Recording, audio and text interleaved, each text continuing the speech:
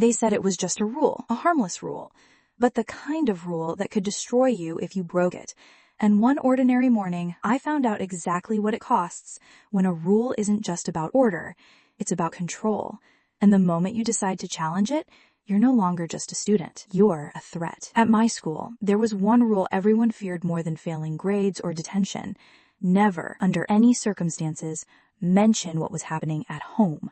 Teachers smiled in class, the principal shook hands at assemblies, but beneath the surface, everyone knew the school's biggest secret wasn't in the textbooks. It was in the hallways, the offices, the stories we weren't allowed to tell. When my friend Jordan tried, he vanished. Not expelled, not suspended, just gone. His desk was empty the next day, his locker cleared out, his name wiped off the attendance sheets like he'd never existed. The official story said his family moved suddenly, but we all knew that wasn't true. 1 week earlier, he'd been sitting next to me in math, whispering about what he'd seen in the basement storage room. And then, nothing. The silence around him was louder than any announcement over the intercom. Nobody mentioned his name, nobody dared. Even the teachers, the ones who'd smiled at him every morning, acted like he had never walked those halls. And that was when I realized, if you even looked like you might expose something, the school made you disappear. The rule was simple. If you knew, you shut your mouth. If you saw, you looked away. If you heard, you forgot. That was survival. But survival has a price, and sooner or later, someone always pays it. That someone turned out to be me. Because on a cold Tuesday afternoon, when the announcements buzzed through the PA system, I was the one who overheard something I wasn't supposed to. A single sentence, half a slip, cut off by static before the principal's voice came back calm and cheerful like nothing happened. But I'd heard enough. Enough to know the truth was leaking through their perfect walls. Enough to make me dangerous. From that moment on, I wasn't just another student. I was a problem.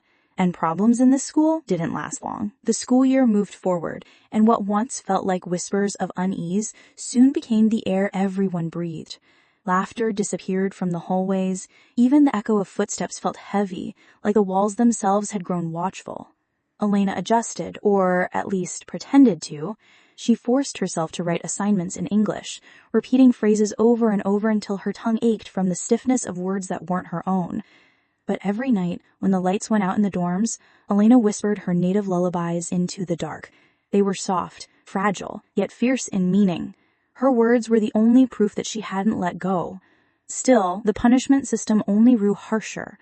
One afternoon, a boy in Elena's class, quiet, bookish, always sitting at the back, slipped up.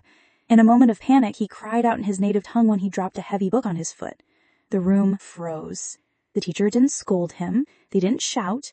They simply wrote his name on a small black card and pinned it to his desk for the entire week. A card, silent, public.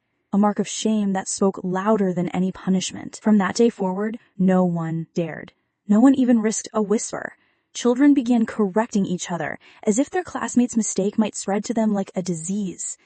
Elena noticed something worse.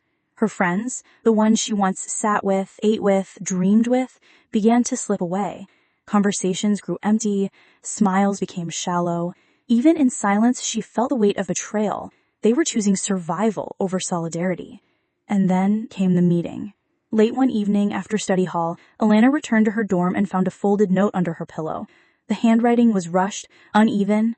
If you still believe our words matter, meet us behind the old library, midnight. Her heart raced. It could be a trap, a setup, or it could be the spark of resistance she had been longing for. That night, while the rest of the school slept, Elena slipped out, her footsteps echoing against the stone floor like drumbeats of rebellion. Behind the old library, in the shadow of broken bricks and creeping vines, a small circle of students waited. They weren't laughing, they weren't smiling, they were solemn, determined. And when Elena approached, one of them whispered the first forbidden word she had heard in weeks, a word in their mother tongue, a word that felt like humming home. The circle grew tighter. Voices rose one by one, fragile yet unyielding. In that secret midnight gathering, they spoke freely, reclaiming what had been stolen. For the first time, Elena didn't feel alone.